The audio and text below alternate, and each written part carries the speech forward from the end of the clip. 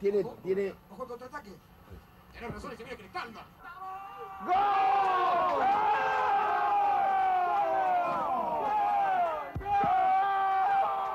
Diego Maradona.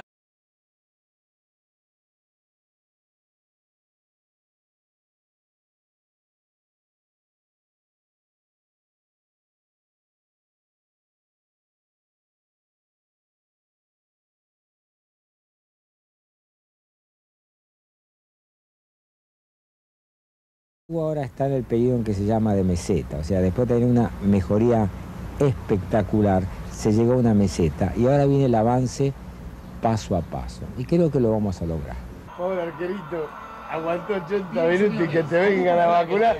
Que dije yo a los 40 le vamos a ganar tu boliviano. Muy bien el ingreso de Aymar. Yo dije... Argentina, Argentina, Argentina, Argentina, Argentina.